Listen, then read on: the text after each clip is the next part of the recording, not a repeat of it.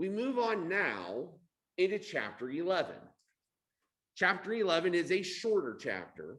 We're going to focus in chapter 11 on oxidizers. Now, it's been a while since we talked about oxidizers in kind of a broad sense, but let's kind of start here at the beginning and work our way to more specifics. You may remember from chapter 1 that oxidizers comprise the 5th class of the DOT system. So these are class 5 hazardous materials. They come in 2 different divisions, 2 subsets. There are the oxidizers themselves, and there are the organic peroxides. Now, the differences between the 2 are significant, but they both share a couple of things in common. First of all, regardless of system, you're going to see that flaming O pictogram to indicate that something is an oxidizer. It doesn't matter if we're looking at the DOT system like this, or if we are looking at the GHS system, where we've got the white pictograms with the black, or the white placards with the black pictograms on them and the red outlines. Now, we'll talk about the difference between an oxidizer and an organic peroxide here over the next couple of days. But understand that to qualify for this division, this is a substance that can either cause or enhance the combustion of another material. That's what it means to be an oxidizer. Now, not all oxidizers actually behave in this kind of way. Some of them are reactive in the sense that they are very, very willing to strip electrons off of other substances. But when it comes to hazard, we tend to think about things in terms of combustion, reactivity, and explosiveness. And combustion is definitely enhanced and made more of a problem if there are oxidizers present. Most common oxidizer, the one that you're breathing in right now, oxygen, has kind of the dualistic property of being both an oxidizer and a gas. And what we will find is with the number of the materials that classify here in this group, oxygen is going to be involved in some kind of way. So before we get into the more specific, let's talk about things from a more general standpoint. Oxidizers. Oxidizers come from a type of chemical reaction called an oxidation reduction reaction. Oxidation reduction reactions, otherwise known as redox reactions,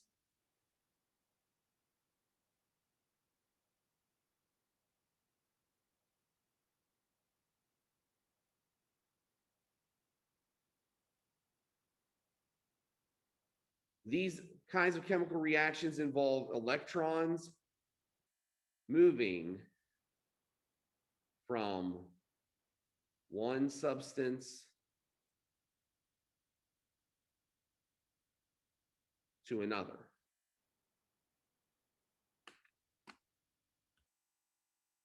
So in broad terms, we've talked about a number of different kinds of redox reactions. We just didn't call them redox reactions.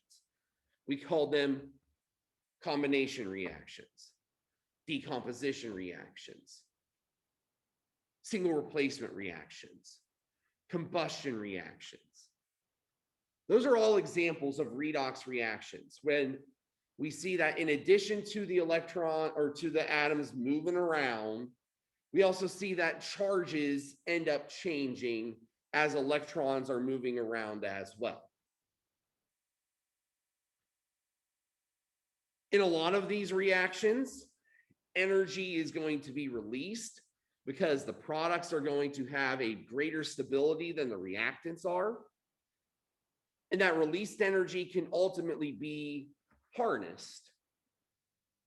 And the harnessing of that energy can be in the form of doing things like burning fuels, chlorinating water, causing enough of a kickstart to get things like dynamite to explode, or colored objects to become decolorized through a bleaching process, or sparking a chemical reaction that causes a firework to explode and give us all sorts of cool colors. These are all byproducts of oxidation and reduction reactions.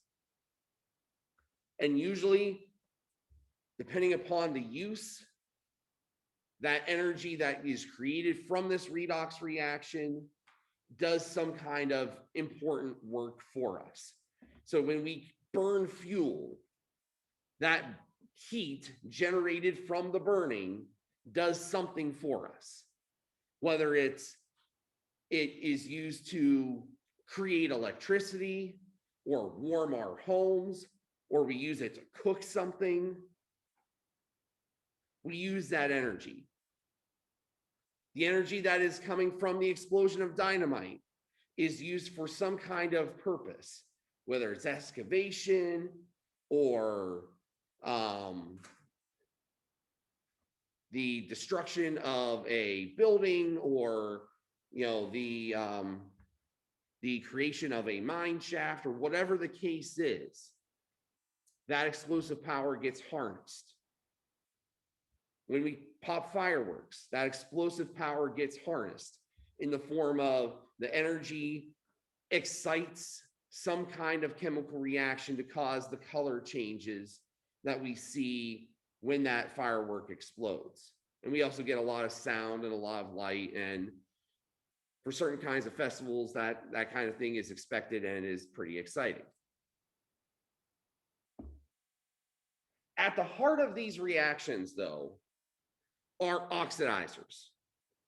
Oxidizers can come by a number of different names. We can call them oxidizers. We can call them oxidants. We can call them oxidizing agents.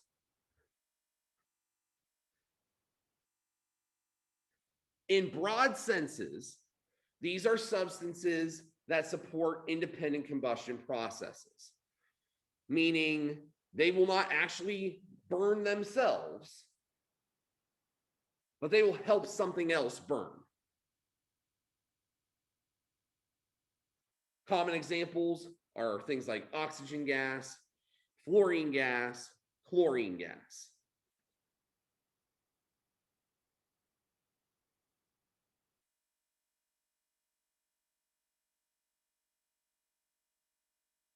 In a chemical sense,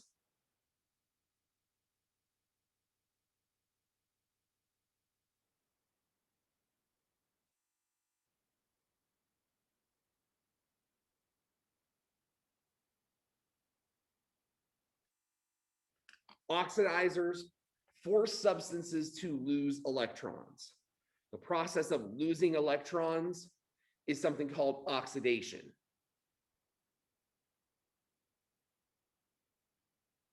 Probably the most common form of oxidation that we can think of is rusting. Rusting is not a combustive process, but it is an oxidative process where we've got the iron in steel giving its electrons away to the oxygen in the air to form rust, iron 3 oxide.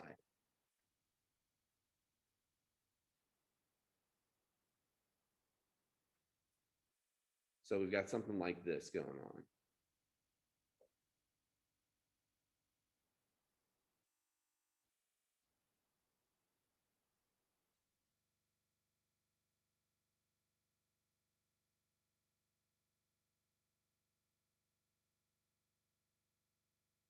The iron initially had no charge. Now it carries a positive 3 charge. The oxygen initially had no charge. Now it has a negative 2 charge. The oxygen literally stole 2 electrons from the iron. That is what is going on in a chemical sense when we have an oxidation reaction. Now, some of these oxidation reactions are way more exciting than others. This one's kind of a boring and dull one, happens over a long period of time, but it's one that we know well.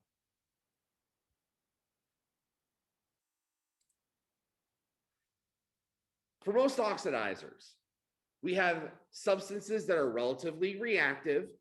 They are usually quite powerful. The reactions are usually pretty robust.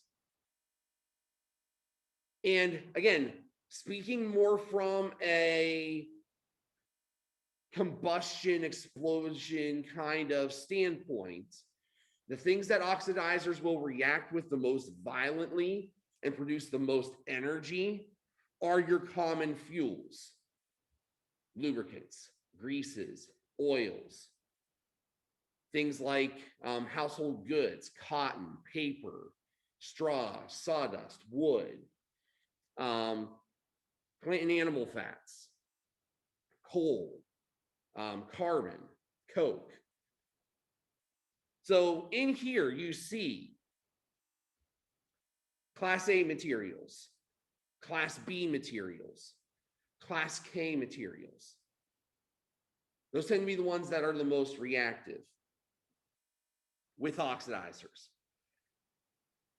If we have a really good oxidizer, we might see some metallic fires like Class D. Not going to see too many Class C fires. Again, those are usually electrical based.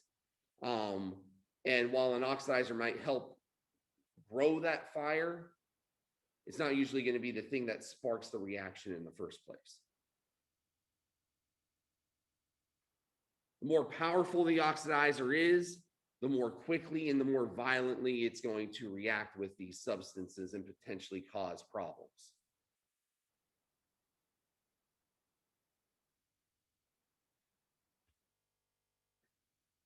Right. As I've mentioned before, redox reactions are a two-part system. There's an oxidation process. We already defined that. Oxidation processes are when substances lose electrons. Now, one thing that they will often gain as they lose these electrons are oxygen atoms. So the substance that ultimately gains oxygen is said to be oxidized. In our combustion example, what we will say is that the methane molecule gets oxidized by the oxygen. And we can see that because the carbon ends up adding oxygen and making carbon dioxide, and the hydrogen ends up adding oxygen and making water. Both of the elements in the methane end up getting exposure to oxygen. Now, in the end, really only the carbon is going to be affected in terms of the electrons. Hydrogen is not actually going to lose any electrons in this case, but the carbon will. In fact, the carbon is going to lose a total of 8 electrons overall in this process.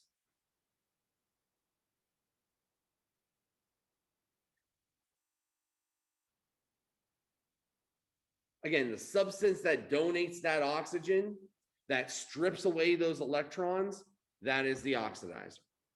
So in this case, our oxidizer is oxygen, O2.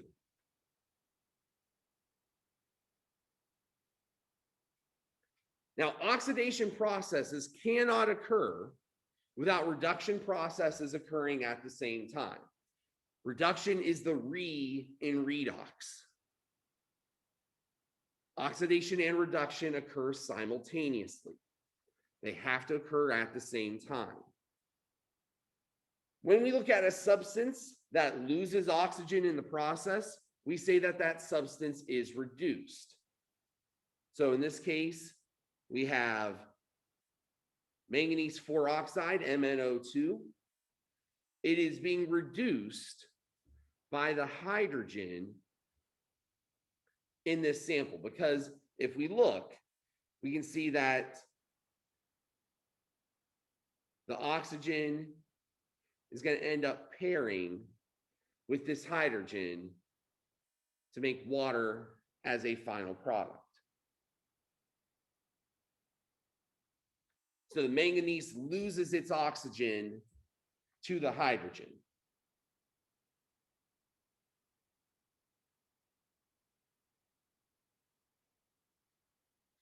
In the end, we'll see that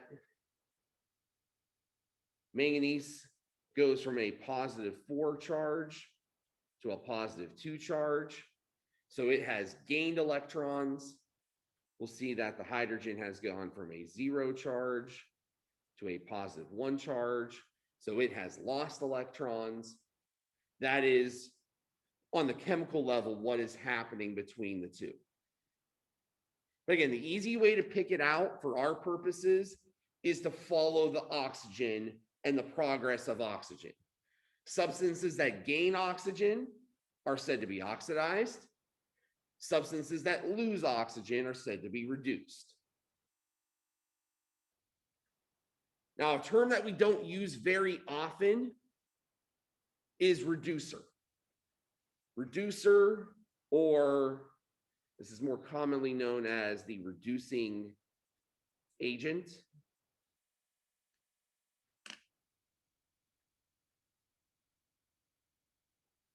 This is the substance that takes the oxygen.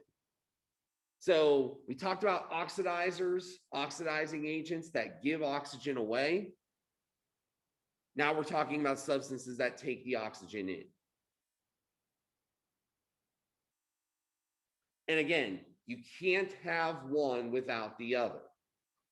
If something is giving away its oxygen, something else has to take it from them. You can't have one without the other. Oxidation and reduction occur at the same time in the same reaction.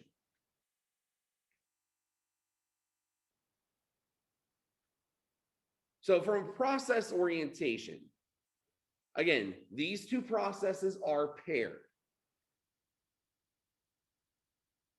From a true chemical standpoint, we often talk about oxidation in the same terms as losing an electron or losing multiple electrons. We can monitor that with things called oxidation numbers. Oxidation number is basically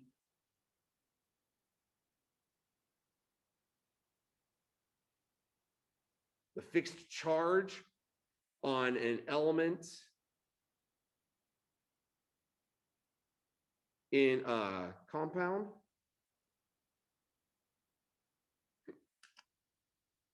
We will not concern ourselves too much with oxidation numbers in this course. It's kind of above our skis a little bit. It's above the scope of what we need to know. But we can understand that if something is losing electrons, it's going to get more positive in charge. And that's basically what the idea of the oxidation number is to show how a charge changes over time as the reaction proceeds. Reduction, on the other hand, we see decreases in oxidation number coming because electrons are being gained. So if I gain electrons, my charge is going to become more negative. That means my overall charge is going to become less. Now, again, we don't tend to see really any of this in a vacuum. One has to occur with the other. Cannot occur individually on their own. And this is where we're going to stop for today. So on Friday, we are going to look more deeply at the redox reaction. We're going to take a look at a couple of chemical reactions and pick out what's being oxidized, what's being reduced. We'll talk a little bit more about the chemical background, and then we'll start to get into some examples of oxidizers and how we can use oxidizers not only for these kinds of hazardous purposes, but also for some fun purposes as well.